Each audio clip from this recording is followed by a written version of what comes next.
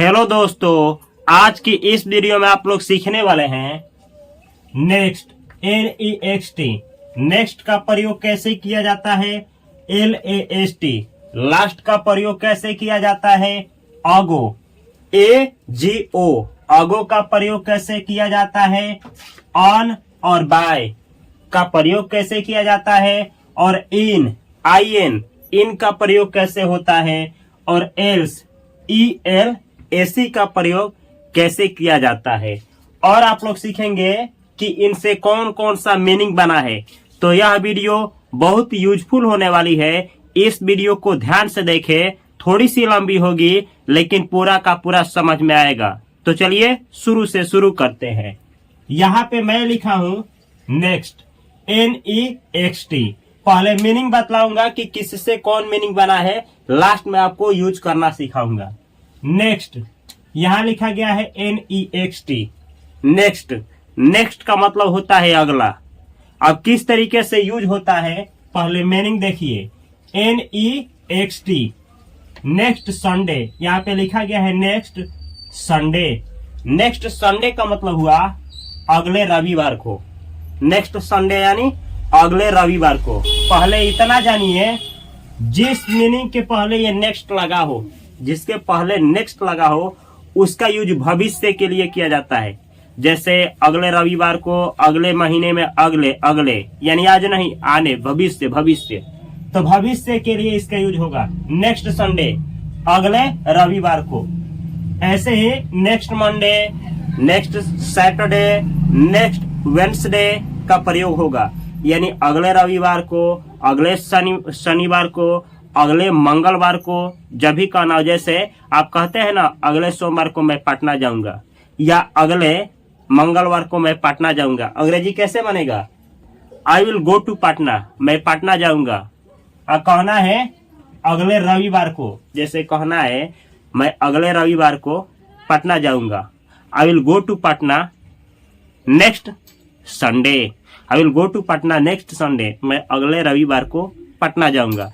एक चीज सीख लिए, एक चीज सीखिए, नेक्स्ट से जो भी मीनिंग बना है इसका प्रयोग फ्यूचर इंडेफिनिट टेंस में होगा, यानी फ्यूचर के लिए होगा। फ्यूचर के लिए होगा। अभी जैसे मानिए कि अभी 10 बज रहा है सुबह में, और हमको कहना है कि आज शाम में मैं पटना जाऊंगा, आज शाम में।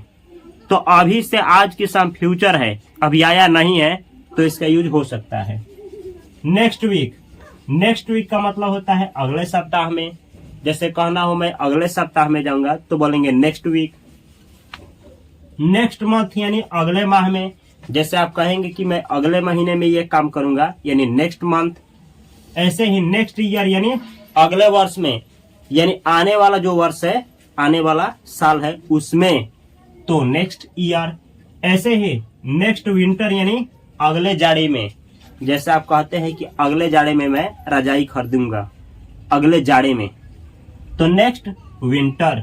ऐसे ही next summer, SUMMER, next summer यानी अगले गर्मी में। जैसे आप कहेंगे अगले गर्मी में यहाँ घूमने चला जाएगा, तो अगले गर्मी में का मतलब क्या हुआ? Next summer. ऐसे ही next spring, SPRING, spring. Next spring का मतलब हुआ अगले बसंत में। जैसे आप कहते हैं कि अगले बसंत में यहाँ चला जाएगा, यानी नेक्स्ट स्प्रिंग। तो यहाँ पे जितने मीनिंग आप देख रहे हैं, इन सभी का प्रयोग फ्यूचर इंडेफिनिट टेंस में होता है, यानी फ्यूचर के लिए करेंगे। पहला चीज। और दूसरा चीज, जैसे ये नेक्स्ट संडे लिखा है, next week, next month, next year, next winter, next summer, next spring, इनके पहले कभी भी आर्टिकल द का यूज नहीं होगा। जैसे अगर आप कहते हैं द नेक्स्ट संडे या the next week, the next month, the next year, the next winter, the next summer या द नेक्स्ट स्प्रिंग, तो गलत हो जाएगा। इनके पहले कभी भी द का इस्तेमाल नहीं किया जाता है, ये आपको सीख लेना है। चलिए अब आगे सीखा जाए लास्ट, LAST। लास्ट का प्रयोग पास्ट इंडेफिनिट टेंस में होता है, यानी बीता हुआ समय को बतलाने के लिए लास्ट वर्ड का प्रयोग किया जाता है। कैसे किया जाता है चलिए सीखा जाए। लास्ट संडे, लास्ट संडे का मतलब क्या हुआ, गत, गत यानी पिछले रविवार। जैसे बीता हुआ रविवार, जो रविवार बीत जाए, आपको कहना है कि जो बीता हुआ रविवार है यानी जो चला गया है, पिछले रविवार है, बीता हुआ रविवार है, उसको गत रविवार कहा जाएगा, इंग्लिश में लास्ट संडे। जैसे कहना हो कि मैं लास्ट रविवार को पटना गया था, लास्ट रविवार को पटना गया था यानी पिछले रविवार को पटना गया था, अंग्रेजी में कैसे बोलेंगे, I went to Patna, go went, past indefinite में बनाया जाता है, ये पास्ट इंडेफिनिट में यूज होगा।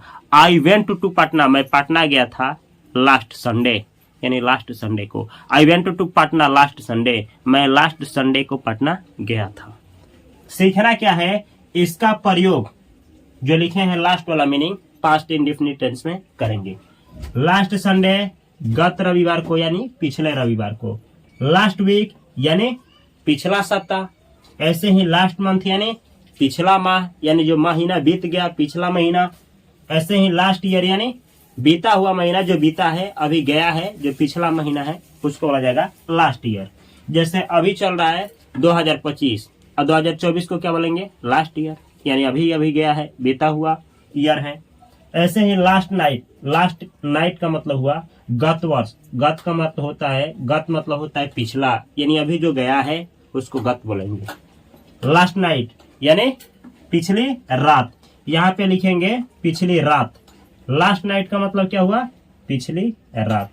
तो ऐसे आपको सीखना है। तो अब देखिए, last Sunday, last week, last month और लास्ट ईयर और लास्ट नाइट, यहाँ पे जितने भी मीनिंग है इसके पहले आर्टिकल द का यूज नहीं होता है। जैसे द लास्ट संडे बोलेंगे गलत हो जाएगा, द लास्ट वीक बोलेंगे गलत हो जाएगा, द THE इसके पहले नहीं लगेगा। अगर आप सीखे होंगे तो आर्टिकल 3 होता है, AN द, ये भी हम सिखाए हैं एक वीडियो में कि किसको क्या पढ़ा जाता है और कैसे यूज किया जाता है। इसके पहले आर्टिकल का यूज, आर्टिकल द का यूज नहीं करना है, इसके पहले भी आर्टिकल द का यूज नहीं करना है।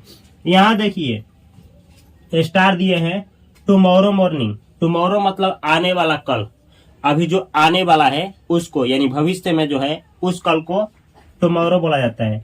टुमारो मॉर्निंग का मतलब हुआ कल सुबह में, मॉर्निंग यानी सुबह, तो कल सुबह में कहना हो तो ऐसे होता है टुमारो मॉर्निंग, कल सुबह में। जैसे आप कहते नहीं है कल सुबह में मैं यहाँ घूमने जाऊंगा, या फिर आप कहते हैं कल सुबह में मैं बाजार जाऊंगा, कल सुबह, या फिर कल सुबह मैं स्कूल जाऊंगा, कल सुबह। तो कल सुबह का अंग्रेजी क्या होगा, टुमारो मॉर्निंग। अब जैसे कहना है कल सुबह मैं नाचूंगा, कल सुबह मैं नाचूंगा, तो कहना है आपको तो कैसे बोलेंगे आप। जैसे कहना हो मुझे कि कल सुबह मैं नाचूंगा, I will dance tomorrow morning, कल सुबह मैं नाचूंगा। तो इस तरीके से कल सुबह का अंग्रेजी होता है टुमारो मॉर्निंग।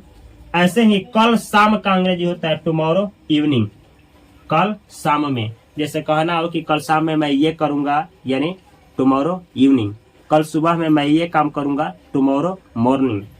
ऐसे ही यस्टरडे, इसको यस्टरडे पढ़ा जाता है, YESTERDAY, यस्टरडे।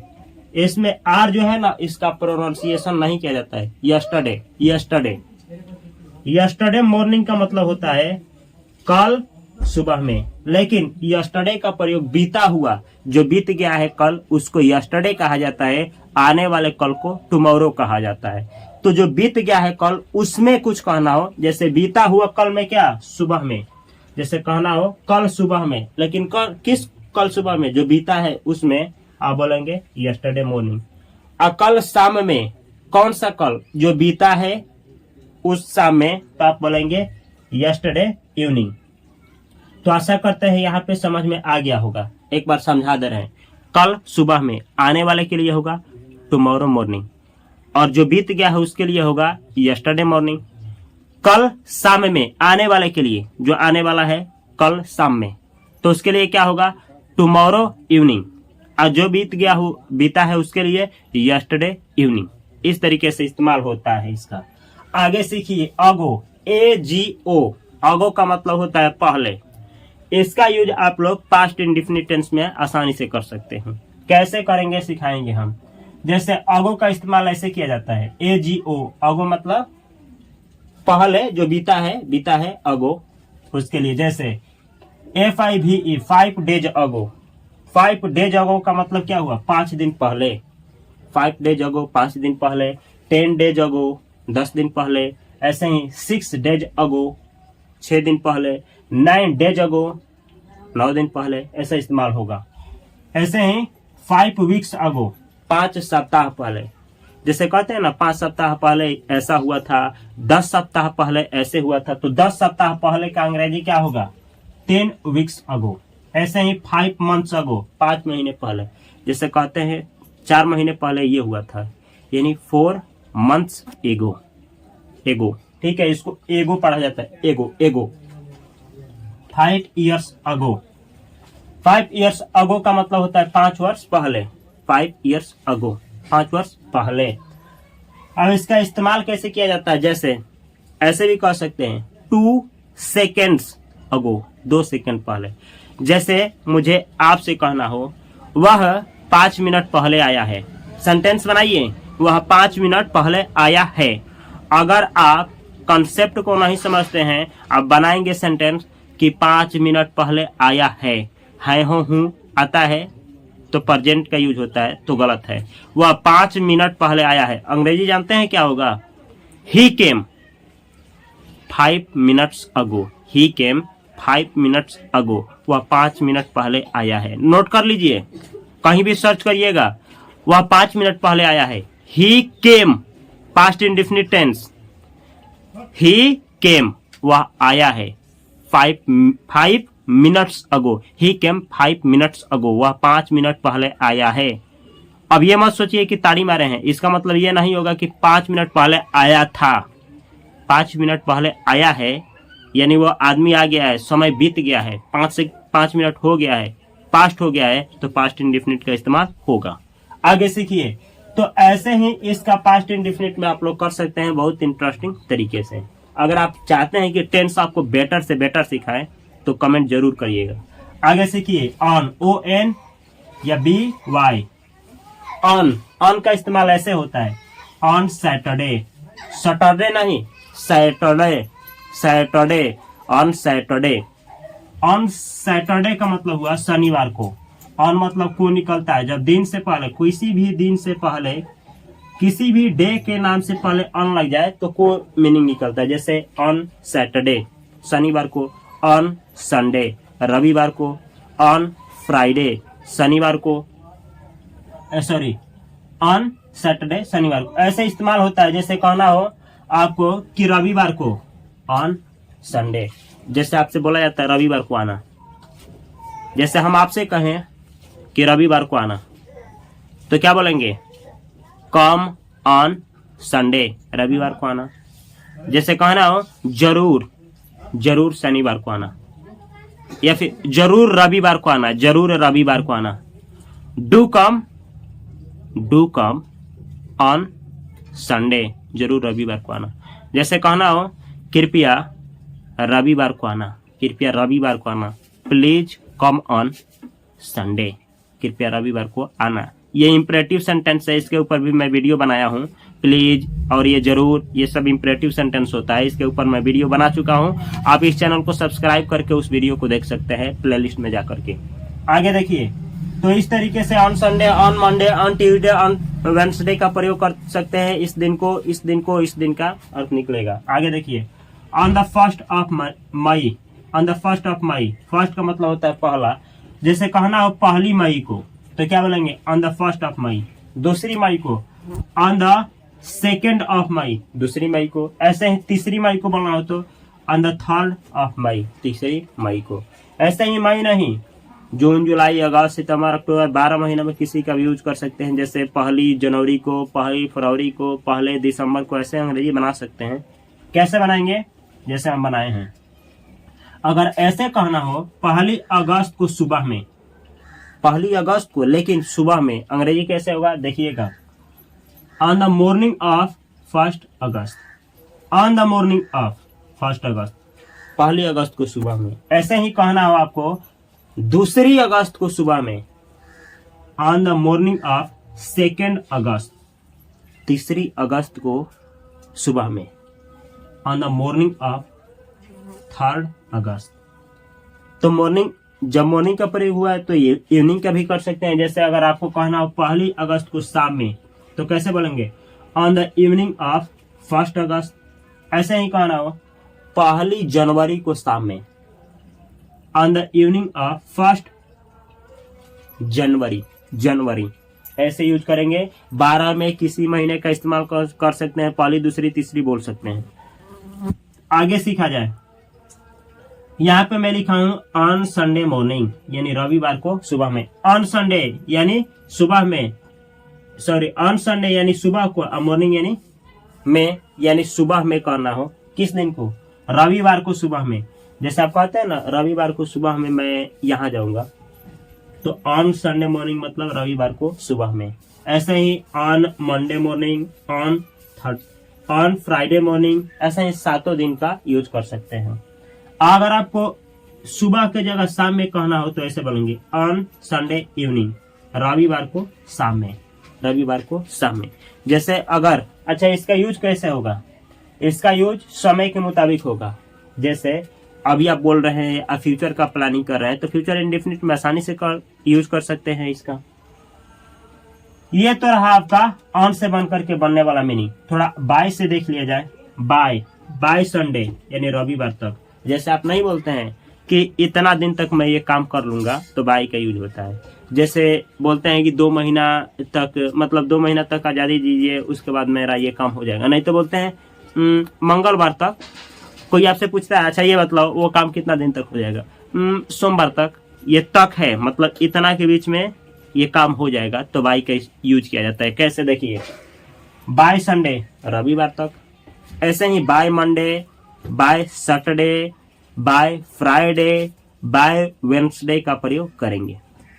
आगे देखिए, बाय द 1 ऑफ मई, इसका मतलब क्या हुआ, 1 मई तक कहना हो, 1 मई तक, बाय द 1 ऑफ मई, 1 मई तक। 2 मई तक, बाय द 2 ऑफ मई, 3 मई तक, बाय द 3 ऑफ मई, 1 जनवरी तक, बाय द 1 ऑफ जनवरी। ऐसे आप 12 महीने में और 1, 2, 3, 4, 5 मई, जनवरी तक ऐसे बोल सकते हैं। आगे सीखिए, बाय द मॉर्निंग, सुबह तक। जैसा नहीं बोलते हैं, हाँ सुबह तक आपका काम हो जाएगा, बाय द मॉर्निंग। शाम तक का अंग्रेजी क्या होगा, by the evening. By the evening की by the evening, by the evening, क्योंकि इवनिंग का जो है, इवनिंग जो है वो किससे शुरू हो रहा है, वोवेल साउंड से शुरू हो रहा है, इसीलिए THE को वहां पे द नहीं दी पढ़ा जाएगा, bye the evening. Article the के ऊपर भी एक मास्टर क्लास लिए हैं, जिसमें 15 द का यूज सिखाए हैं हम, और कब क्या पढ़ा जाता है ये भी सिखाए हैं इसी चैनल पे। तो इस चैनल को सब्सक्राइब करना न भूले। आगे सीखिए, इन, IN, इन का प्रयोग कैसे होता है, इन द मॉर्निंग, सुबह में, इन द इवनिंग, शाम में। जैसा नहीं बोलते हैं सुबह में मैं ये करूंगा, शाम में मैं वहां जाऊंगा, तो इन द मॉर्निंग सुबह में, इन द इवनिंग शाम में। ऐसे ही इन द नाइट, रात में, और एट नाइट, रात में, रात में। याद रखिएगा यहाँ बहुत, इन द नाइट मतलब रात में, at night, in the night, दोनों का हिंदी होता है रात में, लेकिन इन दोनों में अंतर है। अगर आप चाहते हैं कि इन द नाइट और एट नाइट में आपको डिफरेंस बतलाए, तो कमेंट करिएगा, क्योंकि हिंदी दोनों का रात में होता है, लेकिन यूज अलग अलग तरीके से होता है।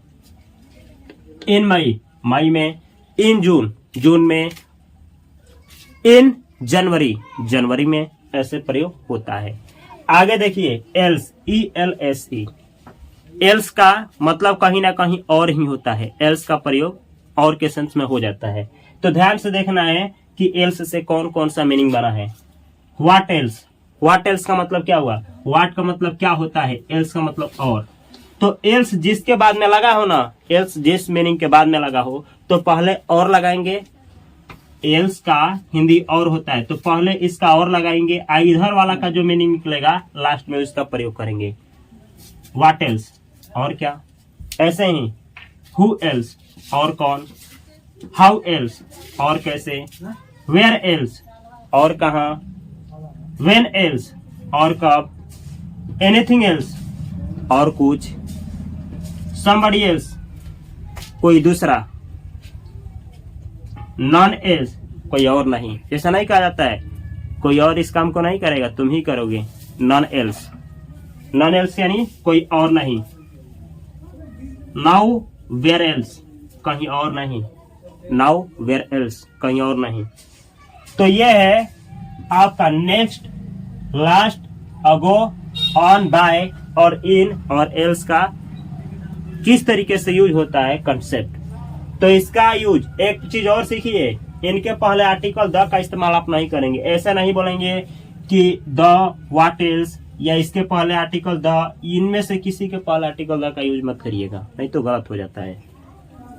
यह है basic concept of next, last, ago, on, by, in, else का। अगर आप लोग चाहते हैं कि इसको और डिटेल में समझाएं कि कैसे यूज होता है, तो don't forget to subscribe this channel. इस चैनल को सब्सक्राइब करना न भूलें। इस चैनल को सब्सक्राइब कर लीजिए और बेल आइकन की घंटी को दबा लीजिए। अगर यह वीडियो आपको अच्छा लगा है, ऐसे ही वीडियो आप लोग देखना चाहते हैं, तो कमेंट करिए। आपको क्या नहीं आता है, किस टॉपिक पे वीडियो चाहते हैं, कमेंट करिए। अगर आप लोग यूट्यूब पे इस चैनल को देख रहे हैं तो इंग्लिश बाय उपेंद्र सर की चैनल को सब्सक्राइब करिए।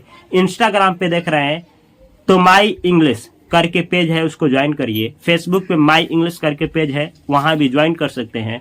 और डेली यूट्यूब पे डेली इस चैनल पे वीडियो अपलोड किया जाता है, तो डेली नोट बना करके और फ्री में घर बैठे आप अंग्रेजी सीख सकते हैं। विश्वास करिए कि बिना कोई कोर्स खरीदे, बिना कोई कोचिंग गए, आप इस चैनल के द्वारा आसानी से अंग्रेजी सीख सकते हैं। आप इसलिए अंग्रेजी नहीं सीख पाते हैं कि 10 चैनल पे घूमेंगे, 20 चैनल पे घूमेंगे, कभी इस चैनल का कभी उस चैनल का वीडियो देखेंगे। ऐसे करने से हम भी अंग्रेजी नहीं सीखे थे। लेकिन विश्वास मानिए, यूट्यूब पे कोई भी चैनल हो जो अच्छा पढ़ाते हैं आपके अनुसार, उस चैनल को सब्सक्राइब करिए और daily 2 video, 1 video, 2 video, 3 video ऐसे देखिए, नोट बनाइए, बोलिए, प्रैक्टिस करिए। यकीन मानिए कि आप अंग्रेजी सीख जाएंगे। तो ये रहा आज की क्लास। अगर आप लोग चाहते हैं कि और ऐसे ही क्लास चाहिए तो कमेंट बॉक्स में कमेंट करिए। मैं मिलता हूँ अगली वीडियो में। तब तक के लिए आप सभी को बहुत सारा प्यार। Thanks for watching this video.